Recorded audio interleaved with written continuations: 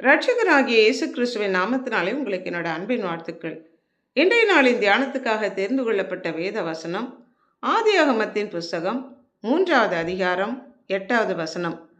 பகலின் குளிர்ச்சியான வேளையிலே தோட்டத்தில் உலாவுகிற தேவனாகிய கர்த்தருடைய சத்தத்தை அவர்கள் கேட்டார்கள். அப்பொழுது ஆதாமும் அவன் மனைவியும் தேவனாகிய கர்த்தருடைய சந்நிதிக்கு விலகி தோட்டத்தின் விருட்சங்களுக்குள்ளே ஒளித்து கொண்டார்கள். தேவனாகிய கர்த்தருடைய சந்நிதிக்கு விலகி தோட்டத்தின் விருட்சங்களுக்குள்ளே தங்களை ஒளித்து கொண்டார்கள். தேவனுடைய சாயலின்படியும் ரூபத்தின்படியும் உண்டாக்கப்பட்ட மனிதனோடு கூட தேவனாகிய கர்த்தர் உலாவுகிறவராக காணப்பட்டார். God created man in his own image and likeness. பாவம் இல்லாதவனாக மனிதன் காணப்பட்டான். கர்த்தர் சாப்பிடலாம் என்று சொன்ன கனியை சாப்பிடாமல் சாப்பிடக்கூடாது என்று சொன்ன கனியை சாப்பிட்டதன் விளைவு பாவம் அவர்களுக்குள் நுழைந்து அவர்களை ஆண்டு கொண்டது. அவர்களை மூடியிருந்த தேவனுடைய மகிமை அவர்களை விட்டு எடுபட்டு போனதினால் தேவனுடைய மகிமை இழந்தவர்களாக காணப்பட்டு தாங்கள் நிர்வாணி என்பதை அறிந்து உணர்ந்து கொண்டு கர்த்தருடைய சந்நிதிக்கு விலகி இருக்கும்படியாக தங்களை ஒளித்து கொண்டார்கள். பகலின் குளிர்ச்சியான வேளையில் தேவனாகிய கர்த்தர் ஆதாம் ஏவாளோடு உறவாடும் அந்த வேளையிலே தாங்கள் நிர்வாணி என்பதை அறிந்து கொண்டதினால் கர்த்தருடைய சன்னதிக்கு விலகி தோட்டத்தின் விருட்சங்களுக்குள்ளே மரங்களுக்குள்ளே தங்களை ஒளித்து கொண்டார்கள். பாவம் மனிதனை தேவனிடத்திலிருந்து பிரித்துவிடும், தேவனோடு சேரவிடாது. தேவனுடைய சமூகம் கர்த்தருடைய சன்னதி தான் நமக்கு அடைக்கலமும் உறைவிடமும் மறைவிடமும் ஆகும். அங்குதான் நமக்கு பாதுகாப்பும் ஆரோக்கியமும் அடைக்கலமும் உண்டு. அவருடைய பிரசன்னத்தை விட்டு வெளியே வந்துவிட்டால் நமக்கு பாதுகாப்பற்ற சூழ்நிலை தான் காணப்படும்.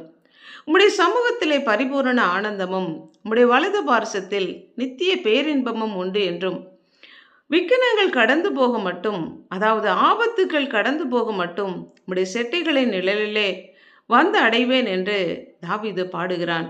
அவருடைய செட்டைகளின் கீழே நமக்கு அடைக்கலம் உண்டு. கர்த்தர் அவருடைய பிள்ளைகளை சுற்றிலும் வேலி அடைத்து பாதுகாக்கிறார். அவருடைய சமூகத்தை விட்டு நாம் வெளியே வந்துவிட்டால் நம்மை சுற்றிலும் இருக்கிற தேவன் கொடுக்கிற அந்த பாதுகாப்பு வேலி நம்மை விட்டு அகன்று போகும்.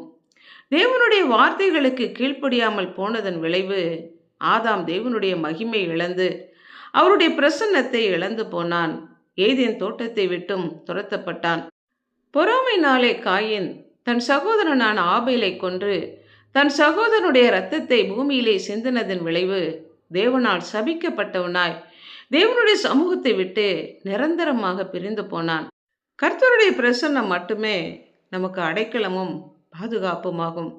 கர்த்தருடைய சன்னதிக்குள் காணப்படுகிறோமா அல்லது அவருடைய சன்னதிக்கு வெளியே காணப்படுகிறோமா? தேவனிடம் சேர தடை செய்வது எது?